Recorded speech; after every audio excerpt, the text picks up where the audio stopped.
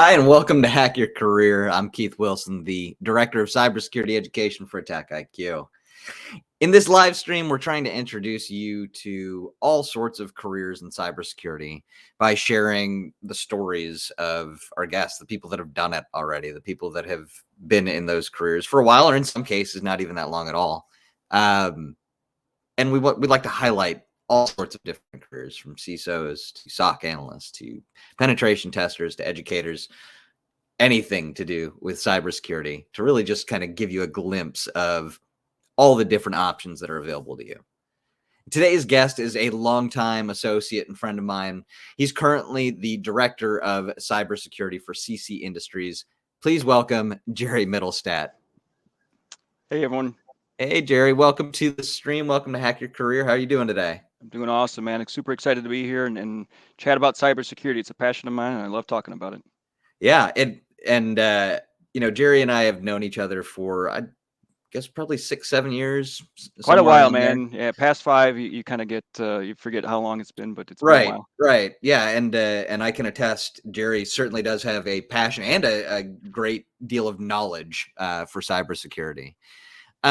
Before we get started, I want to let everybody know that if you do have questions for myself or Jerry, please put them in chat. And we'll get one of our producers, hopefully will send that over, and we'll get that question answered for you. So if you do have questions for myself or Jerry, please go ahead and put them in chat, and we'll try and get to them at some point during the stream. Now, Jerry and I, Jerry, you were first working at Navistar when we first met.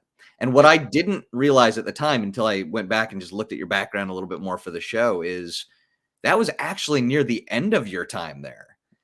Like, I was just looking at the tip of the iceberg. You were with Navistar for almost 18 years. Yeah, and I probably don't get some credit either for when I was an intern. In college, I was fortunate enough to start my internship with them like sophomore year. So 95, 96, I want to say. Mm-hmm. And was intern for them summers and winter breaks and was consistent in the same role. So I was fortunate enough to keep coming back. And for some reason, they decided to offer me a job after school. So must have done something right during that internship period. But I was there for quite a long time. So what were you doing during that internship?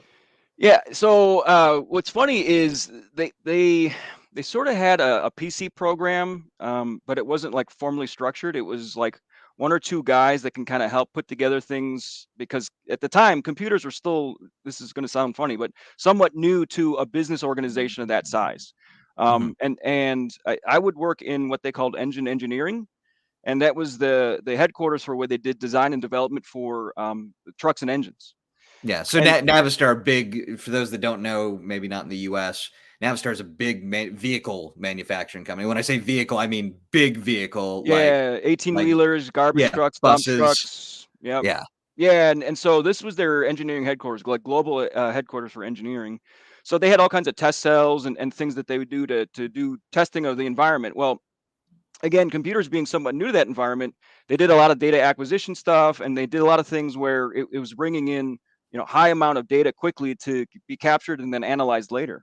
And so there was a lot of newness to that environment where Windows 3 and 3.1 were still a thing, and my role there was then to kind of go and help support those things. So you were doing desktop support as an intern. Yeah, it was really anything with a PC, right? So, hey, we got this data acquisition card. We don't know what to do with it. It says plug it into a PC and go. Can you figure that out for us? And I was literally the guy, going, okay, I need to figure out, which dip switches to do, which IR port this needs to be on, or IRQ port, and trying to get it to integrate with whatever software they had to their machines, right? So stuff like that is probably a really good place to start, because it wasn't your traditional IT shop. It was figuring things out from a really low layer of IT and compute. So it was a really good experience. So can you think of any, and I know I'm asking you to go kind of far back, but can you think of any particular thing, or I don't know, lessons from the internship, or was there something that you can pinpoint and go, you know what, this is the thing that I did where Navistar said, we've got to hire this guy full time, or we want to bring this intern on full time. And it may have even been not a single thing, but multiple things over time too. Yeah, I mean, so just thinking back to that time, I was, not much smarter than I am now. But just a kid out of college, and I really didn't want to know what I wanted to do with myself. Interestingly enough, I had just made sort of a change in college from like my career path. In high school, I studied German, the language German for 4 years, and Mhm. had a knack for it for some reason. I got A's all 4 years.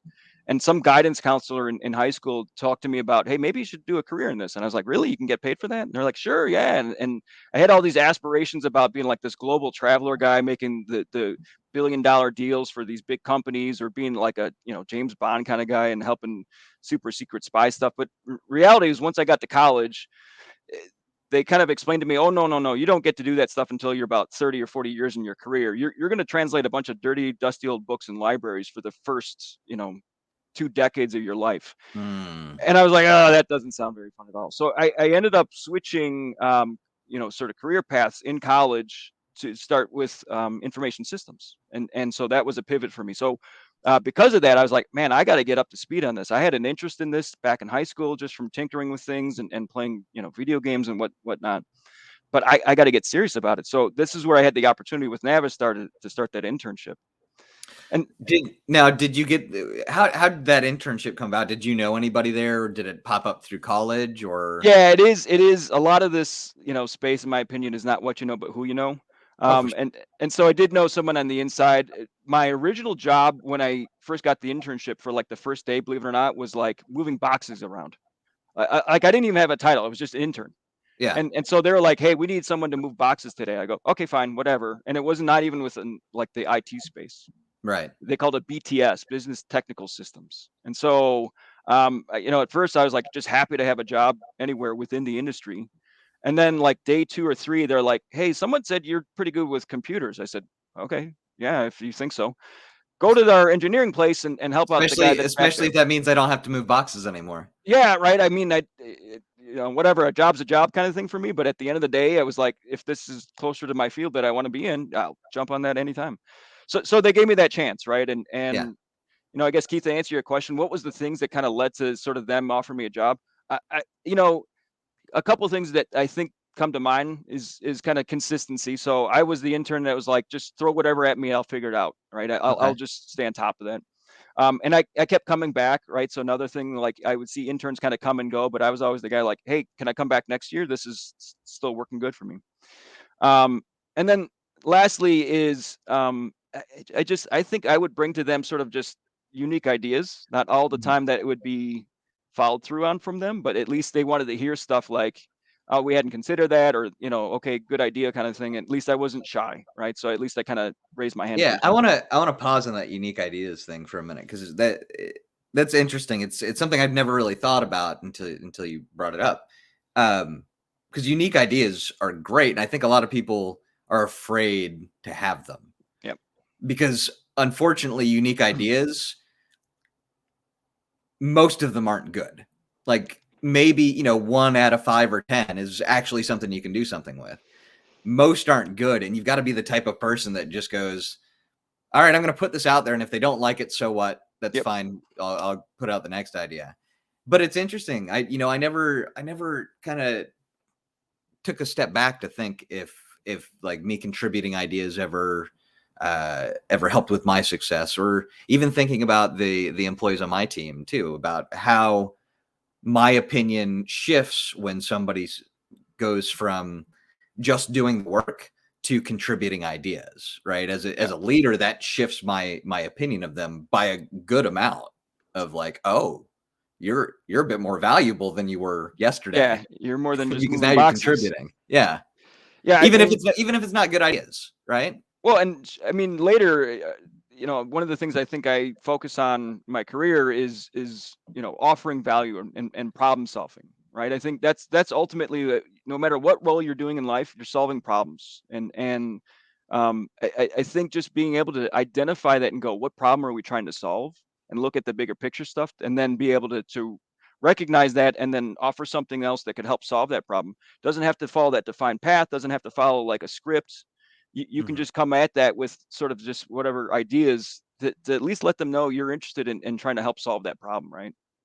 Yeah. So So let's move a bit past the internship, because the internship led to like an IT networking role, if I remember correctly. Yeah, is basically formalized then PC support kind of guy, right? It was Yeah. anything PC wonk, whatever title you want to give it. But at the time, it was anything connected to the network that was PC based. So more than just in the engineering environment I was in. Right. But then your next role was security. That was right. That was kind of your first official Yeah, security based title. yeah. I had a role before security that was like a leader role within PC, and it was basically I led a team of like 3 or 4 guys. I can't remember how big it was. Just a smaller thing that they basically said you've been around long enough and you've proven yourself not to be a screw up. So why don't you take on some more responsibilities within the PC or IT space? Mm-hmm. But from that though, it led to a relationship that back to the it's not what you know but who you know. Someone that moved around within the organization and moved from that engineering headquarters that I worked in to corporate headquarters, and he reached out to me with an opportunity going, hey, I got this opening. It's something we're calling desktop security, and I need help with basically a couple big, things like antivirus, patching, a couple other small, I'll call it desktop security, right? And Mm-hmm. I said, I don't know anything about that stuff. He goes, I don't either, but let's figure it out together. And this was really how new it was, sort of in the industry and our world at the time. It was 2002ish, I want to say, Mm-hmm. and security really was things like just antivirus, firewall, some really basic stuff. Yeah, there was no EDR, Nope, no EPP, nothing, no AI or any other fancy acronyms that are being that's used for right. desktop prevention today. Yeah, that's all table stake stuff now. So in that role, you got to watch security evolve, and as I'd imagine that role evolve as well too, because when we met, the product I was selling had nothing to do with desktops, Right. right? So obviously your role had expanded a good amount from that initial, hey, we need some AV and um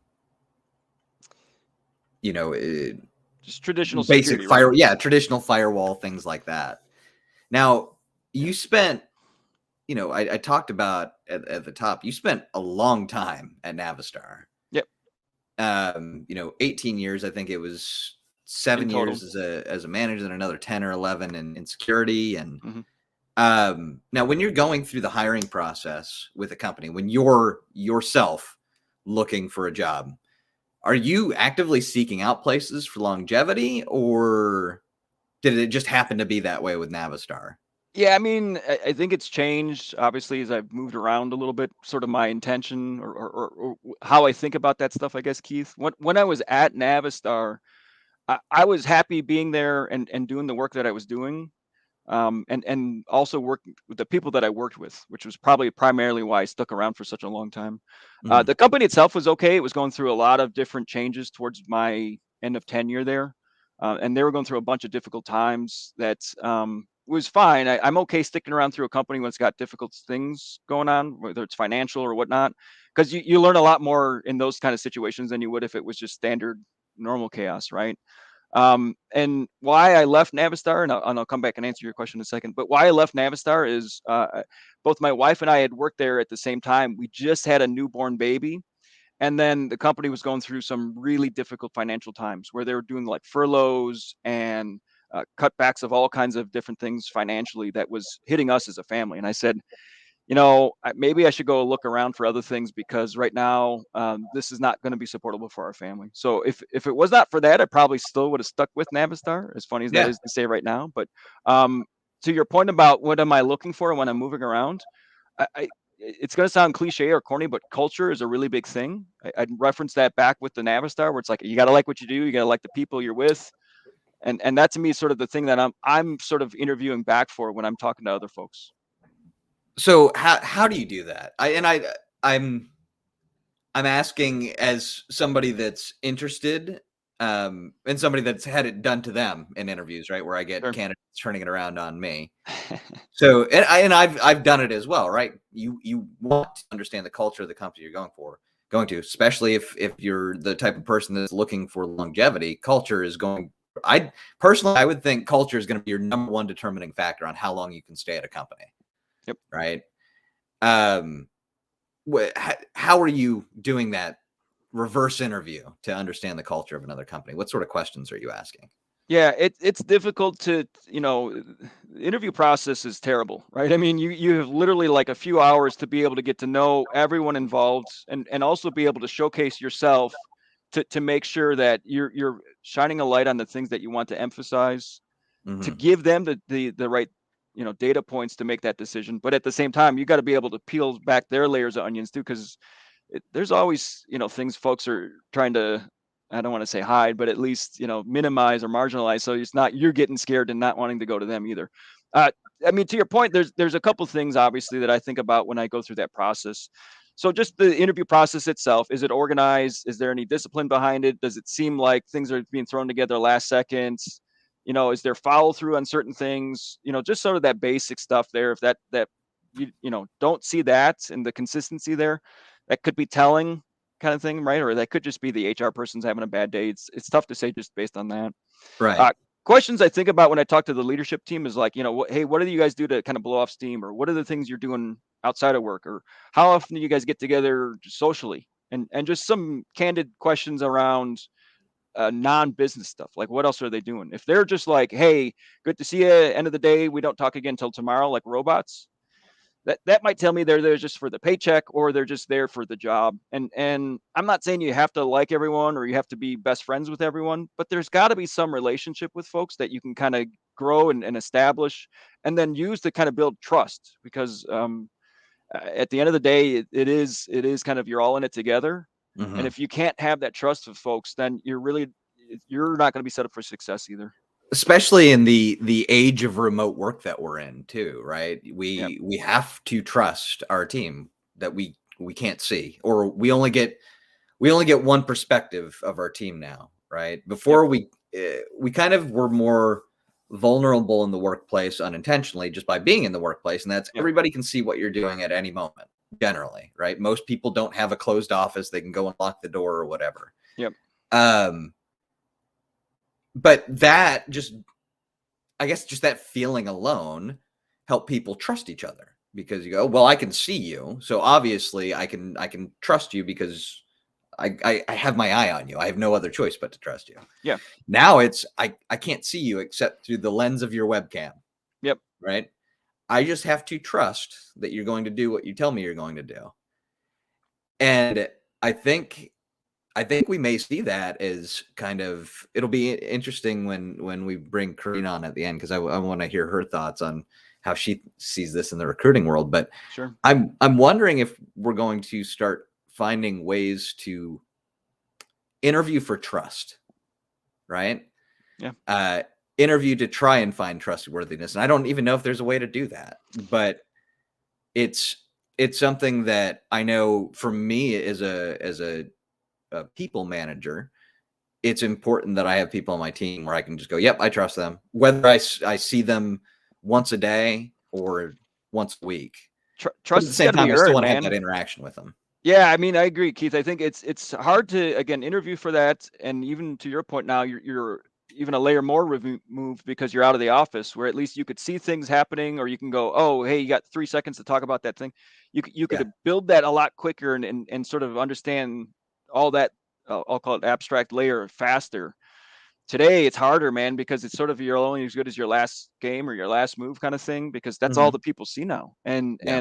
all that's taken away. But trust takes time to build, and it's just really hard to do that so remotely now. So Yeah. So from Navistar, you moved over to US Cellular, where you had at least what I thought was a pretty interesting job, because it was yeah. more on the service provider side, Yeah. Yeah, I right? And bounced that, around both sides, and inside the retail side at first, and then the voice and data side later. yeah, yeah. And I think the voice and data side to me was more interesting, because that's it's typical security, but it's not typical security, Totally. right? Yeah. So I was always interested in that, but I'd wonder if you can tell us a bit more about what you did at US Cellular, Yeah. uh, in both roles, right? Yeah. So Yeah. on the retail side and on the voice and data side. Yeah. So I mean, like I was saying with Navistar, I took a chance to try to find something outside to help provide stability for my family. It took me almost about a year to find the right place, right? I think back to that interviewing for culture and the right fit. What I didn't want to do was jump in with both feet to something that was a risk or I just didn't get a good feel for. So it took me about a year to find the right place, which was U.S. Cellular, and a lot of it was predicated on the fact that I had great interview and a great relationship with my future leadership team there, and I just got a really good sense of feeling that these guys get it. They understand, what's important to me. They know that I'm looking because of my family. So because of that, I did make the jump to U.S. Cellular. I think it was September of 2015.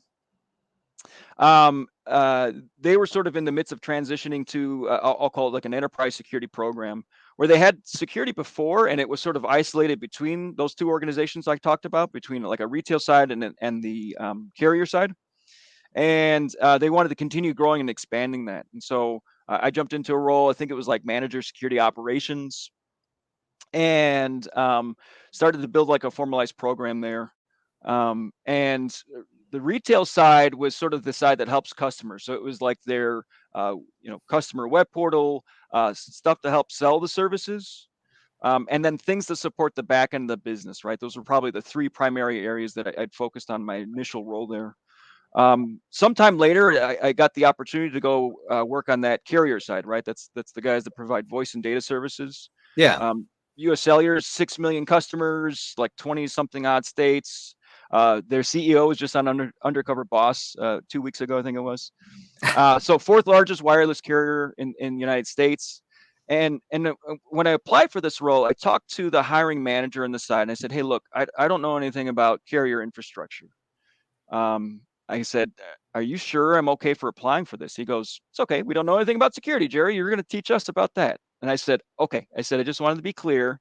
I'm coming at this really green, and I'm going to need some help trying to get learning some of these things." And surprisingly, they were okay with that. What I Yeah. think I brought to them was sort of a good structure around how to do good security, regardless of what the business industry or whatever the model was, and sort of using that as my talking points to get hired. I outlined and structured, hey, security doesn't matter if it's you're securing a farm, uh, whatever, a bus manufacturer, a cell phone provider, all those things, the structure and the fundamentals are the same. I think we just need to start with some basics and build upon that to help support our expansive programs, because they were just launching things like 5G, Hmm. and that, back to your point, Keith, about you don't know too many people doing that. There's no reference in the world for how do you secure 5G. You can't Google Right. that. Yeah. Well, and on top of it, I mean, it's kind of part of that, but you're talking about now. I have to secure an unknown unknown, right? Like it's hard enough to secure. Like, okay, we know these are the possible range of security vulnerabilities that could happen in this Yeah, communication technology. Okay, well, 5G. Here's all the range of things we know. Plus, there's a whole bunch of stuff that we just don't know yet. yeah. It was brand new to the whole world, right? Yeah. And so that was, again, a really good experience to kind of jump into, because you're not going to get your turnkey, typical business office type of stuff to protect.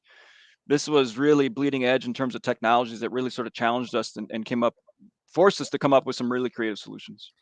So, Jerry, the common thread I'm hearing throughout all your stories is you have what I like to call the engineer's spirit. And that's, I don't say no to a problem. Mm. It's I say yeah or not right now. And not right now just usually means like I don't know how to fix it yet, Yeah, right? I'll go So, figure it out. yeah.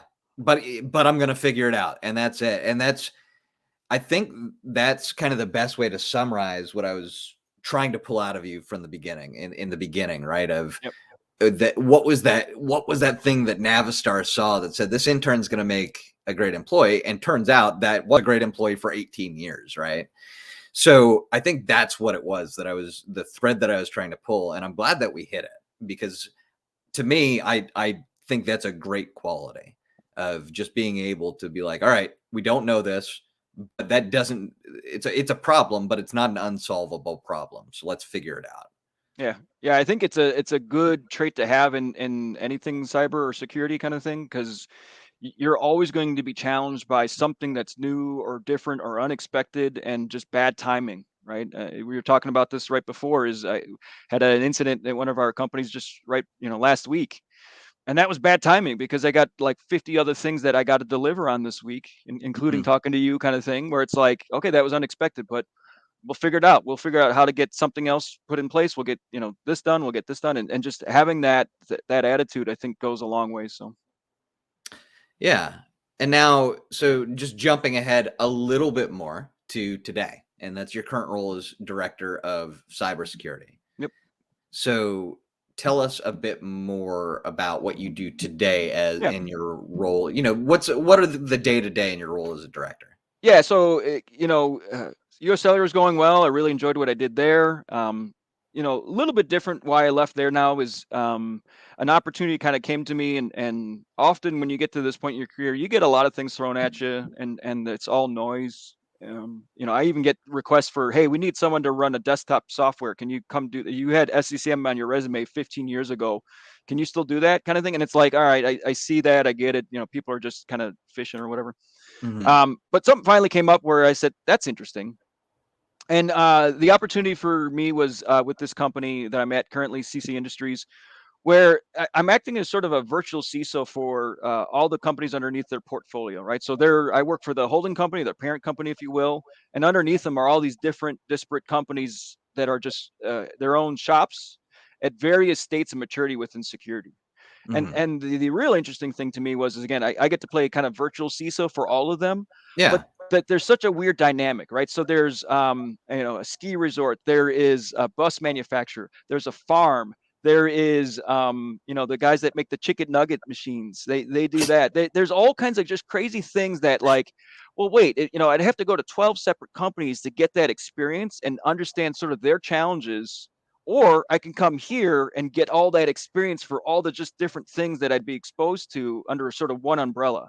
And that to me was a great challenge, right? I like Yeah. looking at that to see all those different industries that you wouldn't get unless you job hopped a bunch. So to me, that was what landed me to here, my current role, and so far it's been going really well. Well, that certainly does sound interesting. Like, because and it's not even just like the type of companies you're listing off aren't just like, oh, like something standard like manufacturer. They're like, no, they make chicken It's nugget machines, all over or the place, yeah, or and they, yeah, they all sorts of different things with all sorts of different nuances and stuff. It's almost like I'm thinking of it in terms of your professional education now. If we reverse it, right, from they're lucky to have you to be the CISO, you're lucky to have them and have this experience. You're getting like a boot camp in becoming a CISO, yeah, and you're doing it with multiple use cases, right? yep, I think I want to say it's Harvard Business School. I could be wrong. Most business schools, I think, do this. They focus on use cases, right? Um, and you get to focus on a wide variety of them yep, every day. So that's super, super cool yep. to me. You tend to find these security roles where I'm interested in them. Maybe it's the reason we still talk after after 5 or so years. Come on I'm over, always Keith. interested in what you're doing, Jerry. Grass is green over here. I don't know how Attack IQ would feel about that. So with these activities that you're doing now, Hmm. they're kind of all over the place, but I think one thing would still stay consistent, and that's you're hiring people Hmm. for different teams, right? Yep. Or at least maybe you're not actively hiring, so I don't want to put that out there as Jerry's actively hiring. That's may not be the case. I haven't We might looked. actually have one role still open, so Okay, Jerry may actually be hiring if you're listening. go to LinkedIn. Um, but so interviewing, right? Interviewing, trying to pick out candidates. That's something you've been doing for quite a while, and you're doing now on your team. Yep. What are some of the qualities you look for when you're hiring for roles on your team? Yeah, I mean, you got to go through some of the basics. There's always the canned questions from, tell me about a time you solved for X, and there's some other things that generally HR stuff will help you solve kind of for.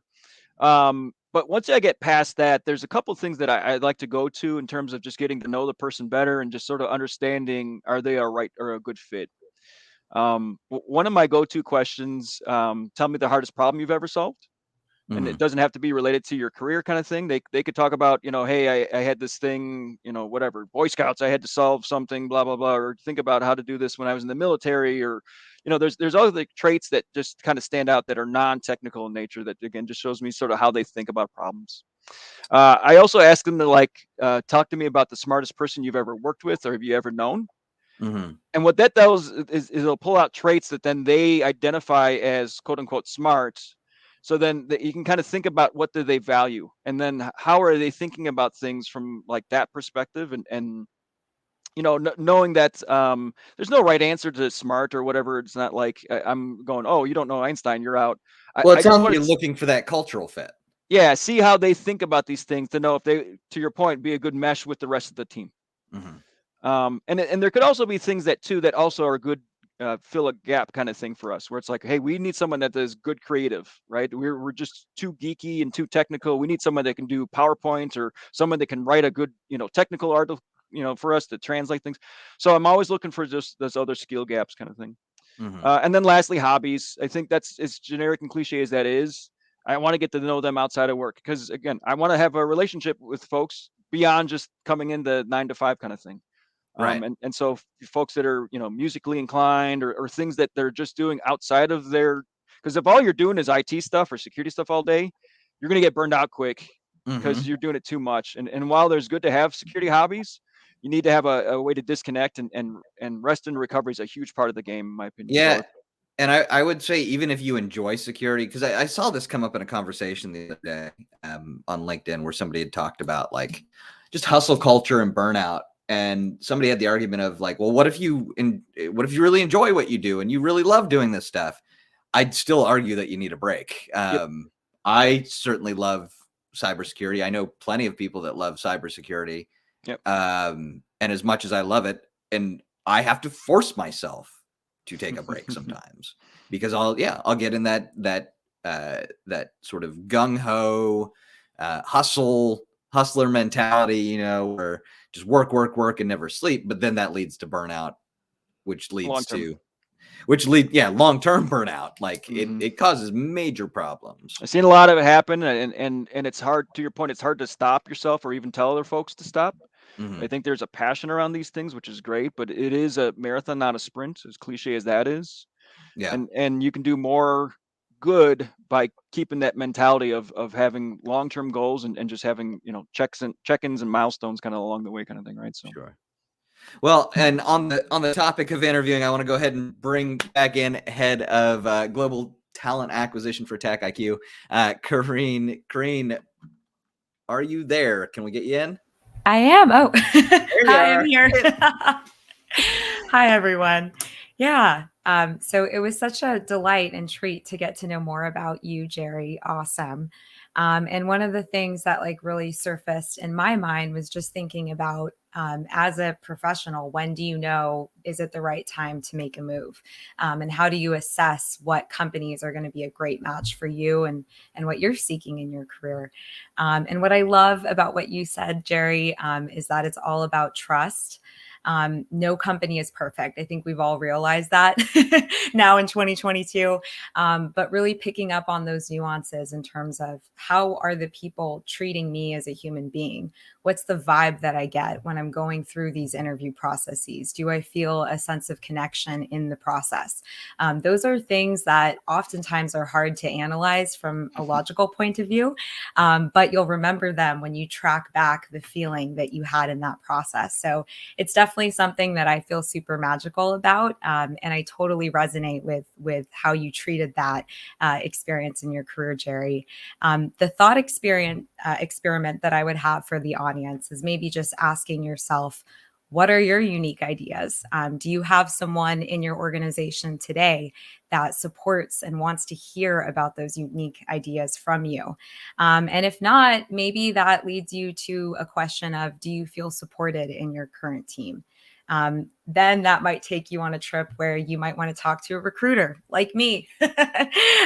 So remember, you never know how growth will present itself. But I just love the message, Jerry, about staying consistent, always bringing unique ideas to the forefront. And no matter what you're doing, whether you're in a 20-year career in one organization or you're moving teams, you know that you can cultivate trust with anyone in every interaction. So I love that. And thank you so much for the lessons, Jerry. you bet. Well, thanks, Jerry. Thanks, Kareen. Before we go, I want to remind our audience, or maybe inform you if you haven't seen it before, but our Purple Hats conference is coming up Yeah. quickly. April 21st, 2022. It's completely free.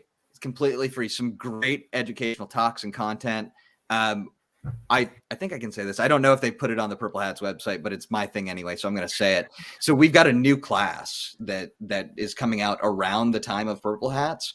But what we're actually going to do is give first chance to people that attend Purple Hats to take the class in person live with Andrew Costas, who's the instructor of the course. The course is all around using MITRE ATT&CK to stop ransomware. So it's going to be a great fun course. We're going to teach it live at Purple Hats. If you haven't registered today, please go to www.purplehats.org and register. 100% completely free. Go register today. We'll see you at Purple Hats. Again, Jerry, thank you so much for being on. Kareen, as always, thank you for being on and sharing your insights. Thank you, everyone, for joining, and we'll see you in 2 weeks on the next Hack Your Career.